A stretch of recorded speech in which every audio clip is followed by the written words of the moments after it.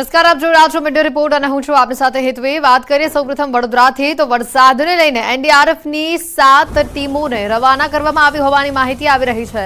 રાજ્યના 4 શહેરોમાં ટીમને રવાના કરાઈ છે।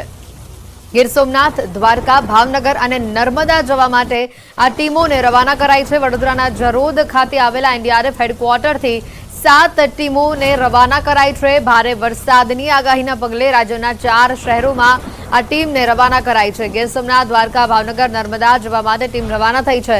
વલસાડ, રાજકોટ અને કચ્છ ખાતે રવાના કરવામાં આવી છે આ ટીમો। મહત્વના સમાચાર આવી રહ્યા છે। રાજ્યમાં 4 શહેરોમાં જે ભારે વરસાદની આગાહી છે તેના પગલે એનડીઆરએફની કુલ 7 ટીમોને વડોદરા હેડક્વાર્ટરથી રવાના કરવામાં આવી છે। ગીર સોમનાથ, ભાવનગર, નર્મદાનો તેમાં સમાવેશ થાય છે। આ તમામ જગ્યાઓ પર ભારે વરસાદની આગાહી છે। આજે રાજ્યના ઘણા ભાગોમાં ભારેથી લઈને અતિ ભારે વરસાદ આવી શકે છે। ગીર સોમનાથ, દ્વારકા, ભાવનગર અને નર્મદા આ 4 જિલ્લાઓ માટે ખાસ તકેદારીના ભાગરૂપે એનડીઆરએફની 7 ટીમોને રવાના કરવામાં આવી હોવાની માહિતી છે। વડોદરાના હેડક્વાર્ટરથી આ 7 જેટલી એનડીઆરએફની ટીમોને રવાના કરાઈ છે। તકેદારીના ભાગરૂપે હાલ આ નિર્ણય લેવામાં આવ્યો છે। રાજ્યના 4 શહેરોમાં એનડીઆરએફની ટીમોને રવાના કરાઈ છે। રાજ્યમાં ગઈકાલથી જ જે રીતનો વરસાદી માહોલ જોવા મળી રહ્યો છે, મેઘરાજાની જમાવટ જે પ્રકારે જોવા મળી છે અને ખાસ કરીને હવામાન વિભાગની જે આગાહી છે, આજે જે ઘણા ભાગોમાં ભારે વરસાદની આગાહી છે તેને ધ્યાનમાં લઈને તંત્ર પણ એલર્ટ બન્યું છે। તમામ જગ્યા પર ટીમોને સ્ટેન્ડ બાય રાખવામાં આવી છે। કોઈપણ પ્રકારની અનિચ્છનીય ઘટના ન બને, વધુ પડતું પાણી ભરાવો કે પછી વધુ પડતું વાદળ ફાટવાની જો પરિસ્થિતિ સર્જાય છે તો પણ આ ટીમોને સ્ટેન્ડ બાય રખાશે।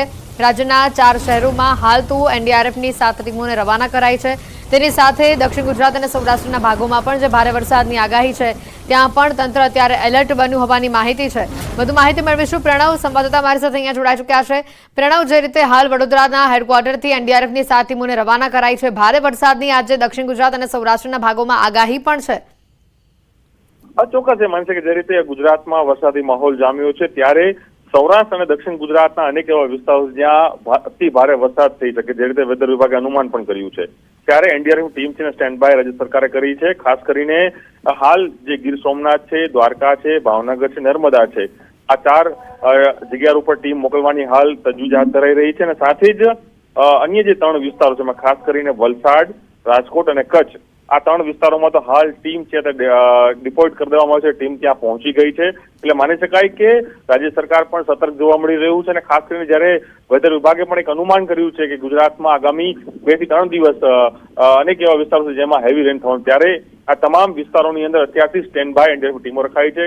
વડોદરાથી તમામ ટીમોને મોકલી દેવામાં આવી છે અને હાલ 7 ટીમોને એક્ટિવ કરવામાં આવી રહી છે, જે માહિતી મળી છે। બિલકુલ, આ સાથે જ કહી શકાય પ્રણવ, આજે રાજ્યના ઘણા ભાગોમાં ભારેથી અતિ ભારે વરસાદની આગાહી છે। રેડ એલર્ટ પણ પહેલીવાર એવું બન્યું છે કે હવામાન વિભાગે આ સિઝનમાં રેડ એલર્ટ આપ્યું છે વરસાદને લઈને। ચોક્કસ, કારણ કે જે રીતે ગુજરાતમાં છેલ્લા અનેક સમયથી રાહ જોઈ હતી કે વરસાદ ક્યારે આવે। દક્ષિણ ગુજરાતમાં વરસાદે તો એન્ટ્રી કરી હતી, પરંતુ મધ્ય ગુજરાત હોય કે સૌરાષ્ટ્ર છે કે ઉત્તર ગુજરાત, તમામ વિસ્તારોમાં ક્યાંક ને ક્યાંક કોરું હતું। પરંતુ હાલ જે માહોલ જોવા મળે છે, અમદાવાદ શહેરમાં પણ અત્યારે સ્થિતિ એવી જોવા મળે છે કે વરસાદી માહોલ છે। એ જ રીતે દક્ષિણ ગુજરાત હોય કે પછી સૌરાષ્ટ્રના વિસ્તારો છે, એ તમામ વિસ્તારોની અંદર હજુ પણ આગામી 2 દિવસની અંદર વધુ વરસાદ થશે તે પ્રકારનું અનુમાન વેધર વિભાગ પણ કરી રહ્યું છે। અને સાથે જ જે નિષ્ણાંતો છે એ પણ કહી રહ્યા છે કે ગુજરાતમાં હવે વિધિવત રીતે સમગ્ર ગુજરાતમાં ચોમાસું છે તેનો પ્રવેશ થઈ ગયો છે। ક્યાંક જગતના તાત માટે આ ખુશીની પણ વાત છે, તો સાથે શહેરી વિસ્તારોમાં વરસાદ હંમેશા માટે મુસીબત લાવતો છે, કારણ કે શહેરની વિસ્તારોની અંદર જે રીતે વરસાદી પાણી ભરાય છે તેના કારણે લોકોને પરેશાની થતી હોય છે, પરંતુ જગતના તાત માટે આ વરસાદ એ અમૃત સમાન બનતો હોય છે, કારણ કે જે ખેડૂતો હોય છે, જે પોતાનો પાક કરતા હોય છે, તેની અંદર તેને સૌથી મોટો ફાયદો થતો હોય છે। પ્રણવ, આભાર માહિતી બદલ। સુરેન્દ્રનગરથી વધુ સમાચાર આવી રહ્યા છે, જ્યાં ચુડાનો વાંસલ ડેમ ઓવરફ્લો થયું છે। નીચાણવાળા ગામોને એલર્ટ કરવામાં આવ્યા છે। ચુડા અને ઉપરવાસમાં ભારે વરસાદ થયો છે। ચુડા તેમજ ઉપરવાસમાં પડેલા ભારે વરસાદના પગલે વાંસલ ડેમ ઓવરફ્લો થયો હોવાની હાલ માહિતી આવી રહી છે। તંત્ર દ્વારા ચુડા, ગોખરવાડા, ભગોપુર સહિતના નીચાણવાળા જે ગામો છે તેઓને એલર્ટ આપવામાં આવ્યું છે। ભોગાવો નદીના પટમાં પણ અવરજવર ન કરવા માટે તંત્ર દ્વારા તાકીદ કરાઈ છે।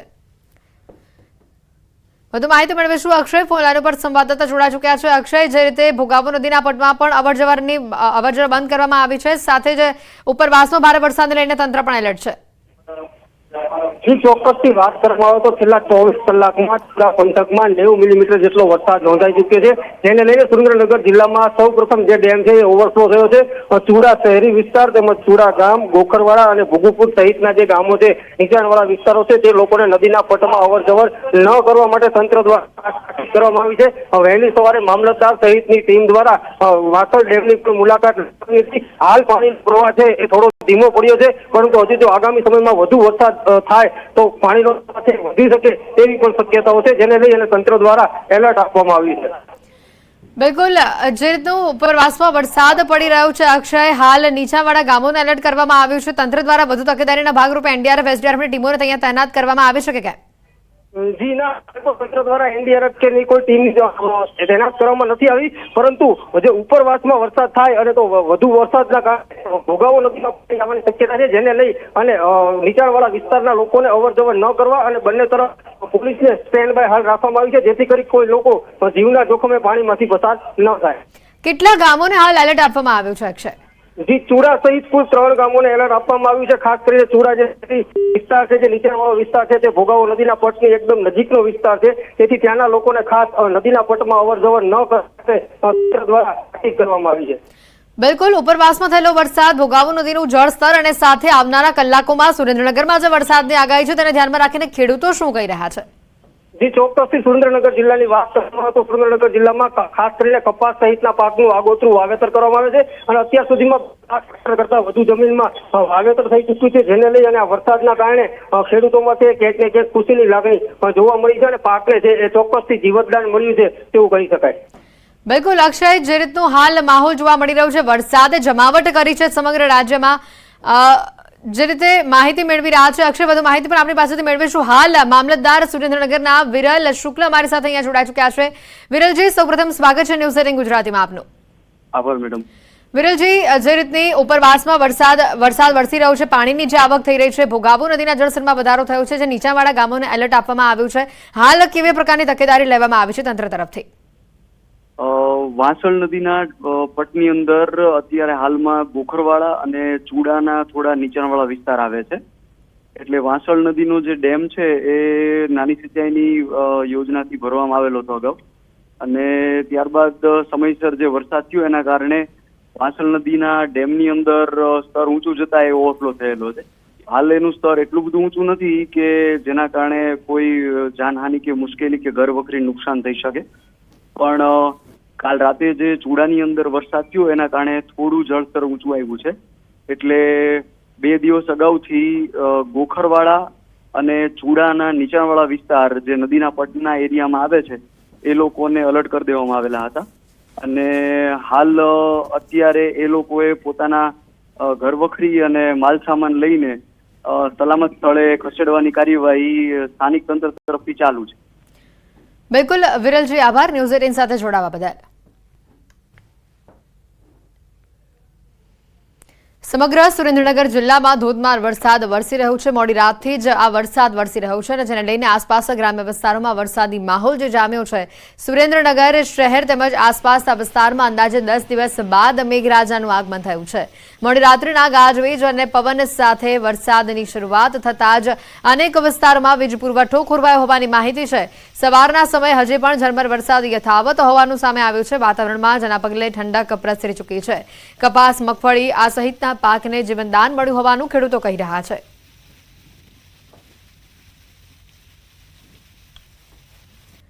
અમરેલી વડિયા શહેરમાં 2 કલાકમાં 1.5 ઇંચ જેટલો વરસાદ પડ્યો હોવાની માહિતી છે. સરકારી ચોપડે 16 મિલીમીટરનો વરસાદ નોંધાયો છે. વહેલી સવારથી વરસાદની જે શરૂઆત થઈ છે, સવારે 6 થી 8 વાગ્યા સુધીમાં 1.5 ઇંચ વરસાદ અહીંયા વરસી ચૂક્યો છે. ગોંડલના ગ્રામ્ય વિસ્તારોમાં સવારથી જ વરસાદ વરસી રહ્યો છે. 1 કલાકમાં 1 ઇંચ જેટલો વરસાદ ખાબકી ચૂક્યો છે. ગોંડલ શહેર અને તાલુકાના ઘણા ગામોમાં વરસાદી માહોલ વચ્ચે ઝાપટા પડ્યા. તાલુકાના દેરડી, કુંભાજી, વાસાવડ, મોટી ખિલોરી આ સહિતના ગામોમાં ધીમી ધારે વરસાદની શરૂઆત થઈ. વાસાવડ સહિતના ગામોમાં 1 કલાકમાં 1 ઇંચ જેટલો વરસાદ ખાબક્યો. તો યાત્રાધામ પાવાગઢમાં ધોધમાર વરસાદ વરસ્યો. પાવાગઢના પગથિયા પરથી વરસાદી પાણી વહ્યા. પાવાગઢ ડુંગર ઉપર મુશળધાર વરસાદ વરસ્યો. યાત્રાધામ પાવાગઢ ખાતે વહેલી સવારે મેઘરાજાએ ધમાકેદાર એન્ટ્રી કરી. ડુંગર ઉપર મુશળધાર વરસાદ વરસતા પગથિયા ઉપર વરસાદી પાણી વહેતા થયા. નદીની જેમ વરસાદી પાણી વહેતા હોય તેવા આ મનમોહક દ્રશ્યો પાવાગઢથી સામે આવ્યા.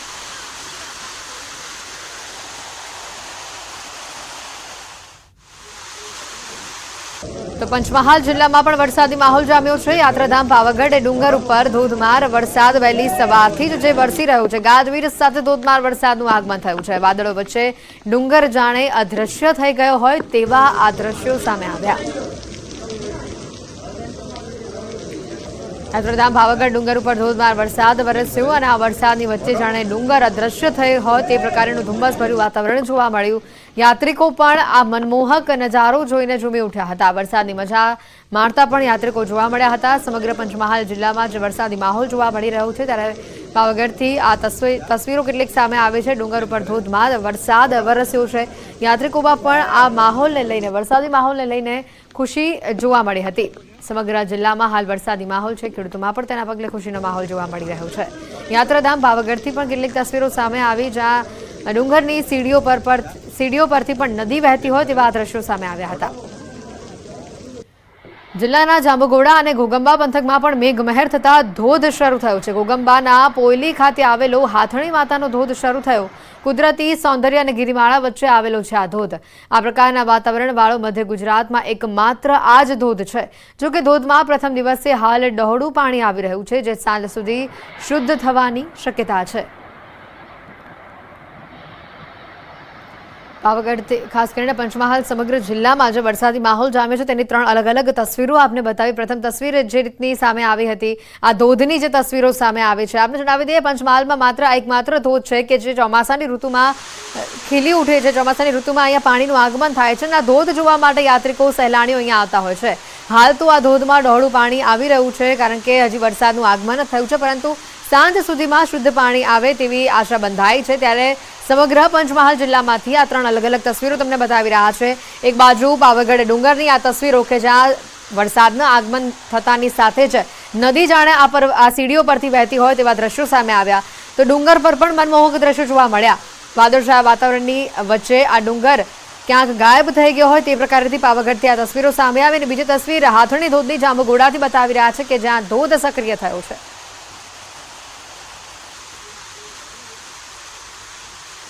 તો ડાંગ જિલ્લામાં ચોમાસું જામ્યું છે. ધોધમાર વરસાદથી નાના ધોધ સક્રિય થયા છે. આહવા વઘઈ માર્ગ નજીકનો શિવઘાટ સક્રિય થયો છે. જિલ્લામાં સાર્વત્રિક વરસાદથી ચારે તરફ લીલોતરી છવાઈ છે. નદીઓમાં નવા નીરની આવકની સાથે નાના ધોધ સક્રિય થયા છે. આહવા વઘઈ માર્ગ ઉપર નજીક શિવઘાટ સક્રિય થયો. વઘઈ નજીક ઉમરખાડીમાં પણ પાણી આવતા અહીંયા ધોધ સક્રિય બન્યો છે. પાનખરમાં સુકાઈ ગયેલું ડાંગનું જંગલ પણ ફરી હરિયાળું બનતા કુદરતી સૌંદર્ય ખીલી ઉઠ્યું. આહવાથી આ દ્રશ્યો સામે આવે. ડાંગ જિલ્લામાં હાલ જે રીતે ચોમાસું જામ્યું છે ડાંગનો નજારો મનમોહક સામે આવ્યો છે. વરસાદી માહોલ જામતા ઘણા ધોધ પણ સક્રિય થયા છે. નાના મોટા ધોધ સક્રિય થતા સહેલાણીઓમાં તે આકર્ષણનું કેન્દ્ર બન્યા છે. આહવા વઘઈ માર્ગ નજીકનો જે શિવઘાટ છે આ શિવઘાટ ધોધ સક્રિય બન્યો છે અને જેના પગલે ડાંગ જિલ્લામાં જે ચોમાસું જામ્યું છે તેની જે તસવીરો સામે આવી છે મનમોહક તસવીરો છે. આ ધોધમાર વરસાદથી નાના ધોધ સક્રિય થયા હોવાની માહિતી સામે આવી રહી છે. હાલ ઉમરખાડીમાં પણ પાણી આવતા અહીંયા ધોધ સક્રિય બન્યા છે. પાનખરમાં સુકાઈ ગયેલું ડાંગનું જંગલ પણ ફરી એકવાર હરિયાળું બનતા કુદરતી સૌંદર્ય ખીલી ઉઠ્યું છે.